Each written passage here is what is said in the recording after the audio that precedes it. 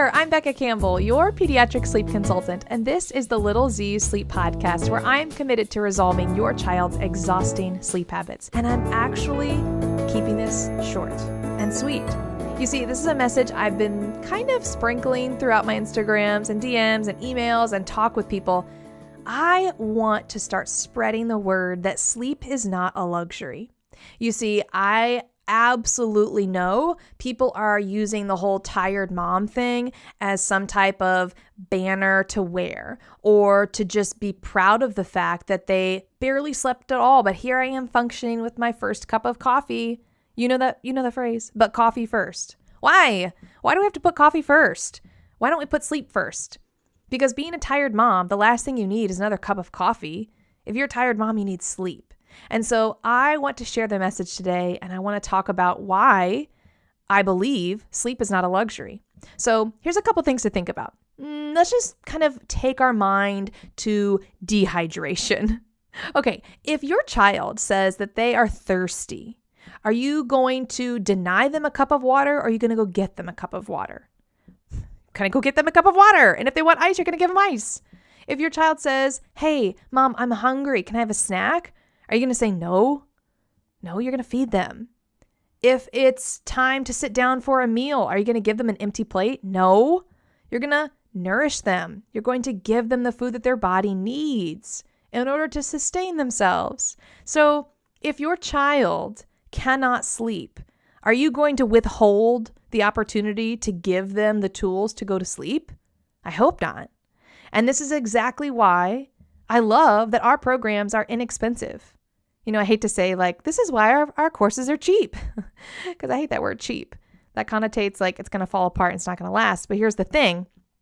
Our courses are inexpensive so that you can make sleep a thing, so that you don't have to have Band-Aid solutions and you don't have to keep buying the next product that costs more than our courses do, because that's not what's going to solve our sleep. We have to get to the root and the foundation of what is happening. I know you would never deny your kid a cup of water. You would never deny them a meal. So why would we deny them a good night of sleep?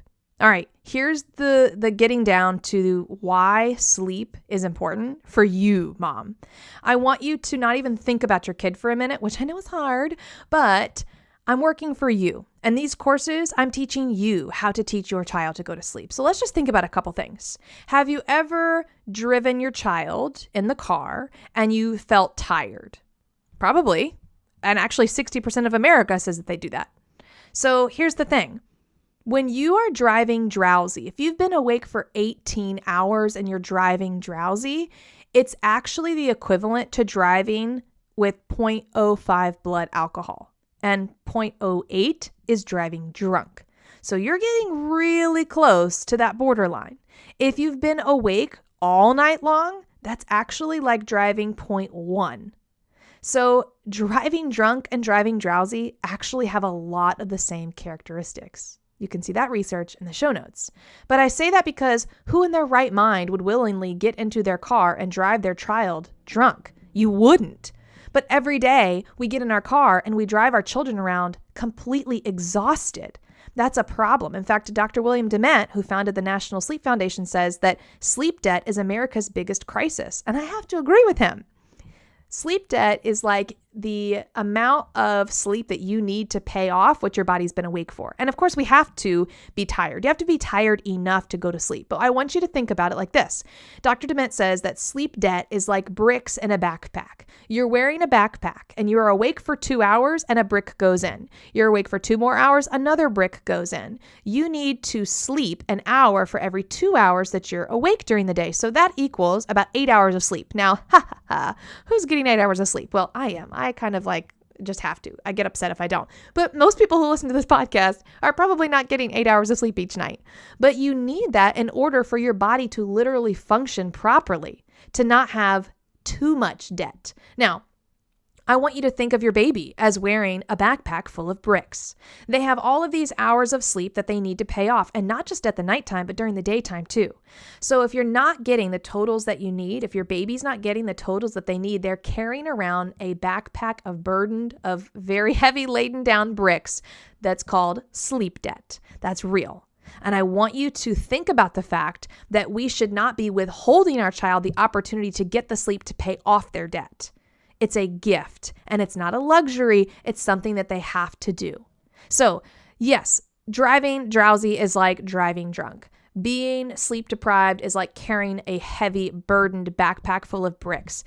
I also want you to think about the fact that when you go off to work or when you are at home with your kids, whatever you do during the day, sleep deprivation is not just about the physical effects, it's also about the mental effects.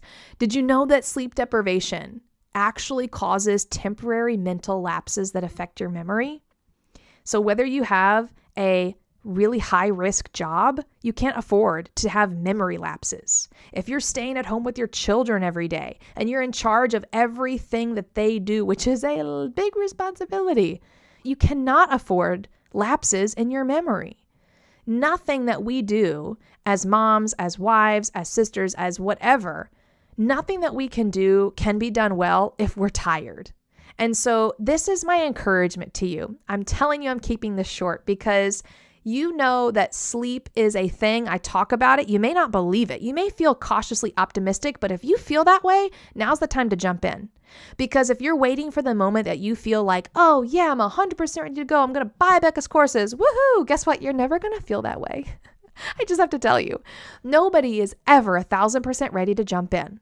No, everyone is cautiously optimistic, hearing the message that sleep is a thing, but you're not quite sure how to get there. And I want you to take my hand virtually, step into these programs and make it happen. So the reason we're always and forevermore signing this in my blood on my signature across my business, guys, we're never, ever going to up these prices, ever.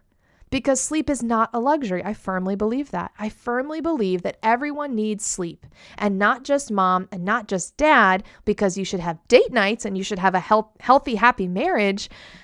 Your kid needs this in order to grow and to thrive. So however this hits you today, whether you realize that you cannot afford to be sleep deprived because your job depends on it, whether this finally causes you to stop in your tracks and realize that your baby is sleep deprived and you are withholding the opportunity for them to learn how to sleep, there is no guilt in understanding or coming to these realizations. We have to come to these realizations. Nobody can twist your arm. I'm here to encourage you that this is for real. This absolutely is a real thing, and I want you to experience it just like this mom. Hi, my name's Anna. I live in Massachusetts. My husband and I recently completed Becca's Little Z sleep program for 6 to 16 months, and it literally changed our lives. So at 10 months old, my son had slept a total of 4 nights. Other than those few nights, he was waking up every 3 hours. That was what we considered a pretty good night. Or often, it would take hours for him to get back to sleep, and he would wake up every 45 minutes, every 15 minutes. And we would have to rock him to sleep every night. My husband is a paramedic. He works, night shifts, day shifts, on a rotation. I also work full-time. We're both in school, and we're first-time parents. So we had gone 10 months with just a few hours of broken sleep each night. And, on nights when my husband was working a night shift, I was doing it by myself. So I was getting no sleep at all. So I remember it was like a Monday morning. I was sitting in my office. I was exhausted. I was desperate for sleep. And I finally made a decision to give this program a try. I printed out the workbook. I watched the video, and I made a plan for the evening. My husband was actually working that night, so I was doing it by myself, which was scary. But I followed the program to the letter. And on the first night, my son cried a total of 14 minutes. Which was important to me that this wasn't the cried out method. So he cried for 14 minutes, and then he slept for 10 hours straight, which was amazing. And then on top of that, he woke up at 5 a.m., he stood up in his crib, he looked around, and then he laid back down and slept for another hour. So up until that point, for 10 months, he would have stood up and cried until we came in to get him.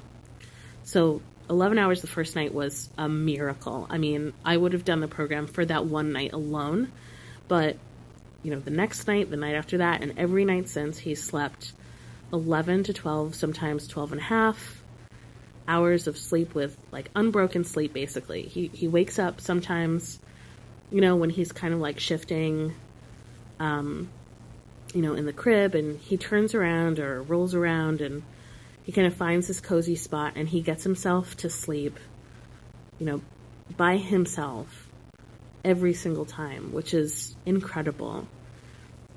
My initial 2 weeks, the weeks of the program happened over daylight savings. But with Becca's help, from the program and from, her advice on Instagram, we were able to transition past daylight savings just fine. My son's at daycare, and sometimes he has like really early naps or really late naps. But, with Becca's help, and since we both know this program and what to do, we can get him back into his normal schedule, and he has a great night's sleep, and he's ready for the next day. We just recently referenced the workbook, actually, because he had a really short nap. So we looked at it, we figured out what to do, we made our plan, and my son had a full night's sleep. There are times when he wakes up in the night and he cries, and he kind of like gets stuck in that corner of the crib every single time, and I think, well, that's it, like it's over. It was a fantasy of sleeping, and he's going back to bad sleeping again, and that every single time our son is able to get himself back to sleep.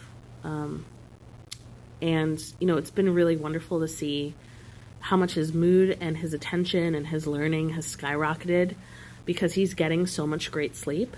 And it's also really great for us because, we're getting full nights of sleep, and, we're better parents, we're better decision makers.